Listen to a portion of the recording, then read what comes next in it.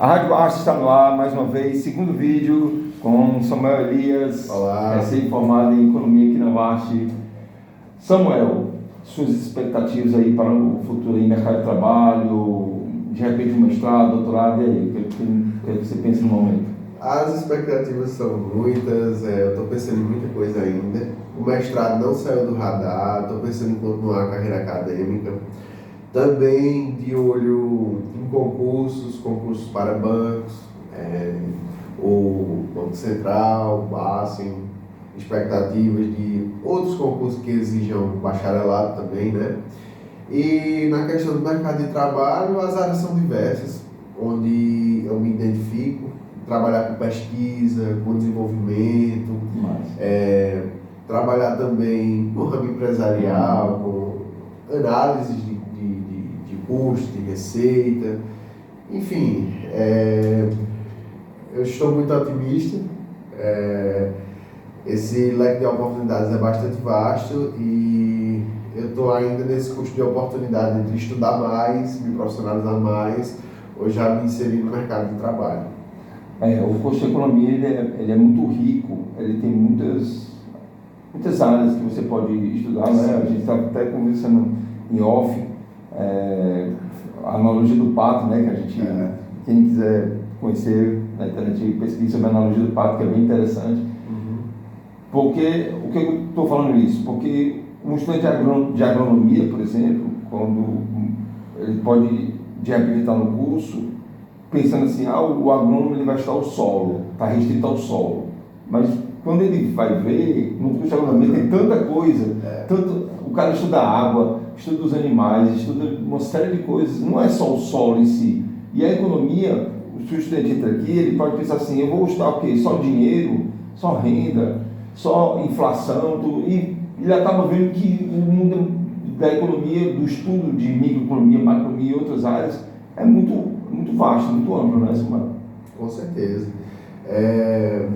O economista, como a gente já tinha falado, ele pode também tanto atuar em áreas microeconômicas, ali nas empresas, fazendo análise de custos, de otimização dos lucros, de otimização de gastos, da otimização de oferta e de demanda, definir em que espaço de mercado você está, esse espaço é um oligopólio, esse espaço é uma concorrência perfeita, identificar como é que funciona o mercado de serra talhada, por exemplo, fazer pesquisas e ao mesmo tempo a gente pode conjecturar qual é o cenário do país, se a taxa de juros precisa cair ou ela precisa se manter do jeito que está,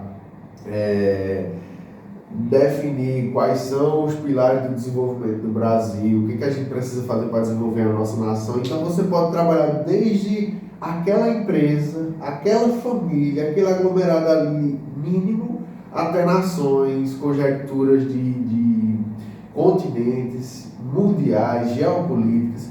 Então assim, muito ampla a gama de possibilidades de pesquisa e de trabalho. Interessante, você está falando aqui na rádio que quem está assistindo ou inscrito no canal saber que o estudo de economia ele é bem vasto mesmo, né? Bastante.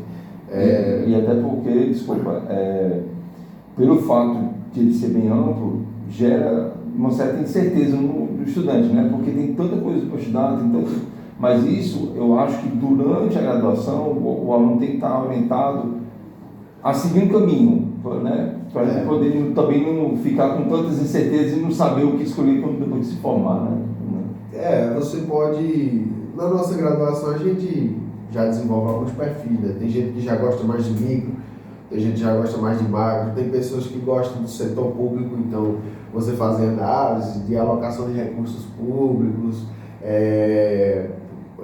por exemplo, como é que eu vou gerir os recursos de auxílio financeiro. Esses auxílios financeiros, eles estão tendo um retorno? Sim. Por exemplo, você pode fazer um programa de auxílio, como o Bolsa Família, e aí você insere nele, como está inserido no Bolsa Família, a variável educacional, ou seja, o filho do beneficiário tem que estar na escola. Sim. Aí você pode analisar, ao longo dos anos de um programa como esse, qual foi o efeito educacional disso. Então, eu inseri renda numa família, e aí essa família, em troca, teve que me provar que o filho estava indo para a escola.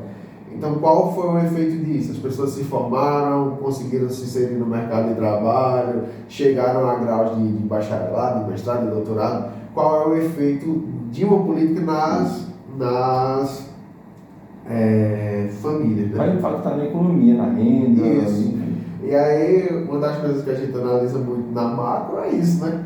Qual é o efeito de mudar uma simples variável, às vezes nem é tão simples, né? Uma variável bastante importante da economia, para o desenvolvimento de certas atividades.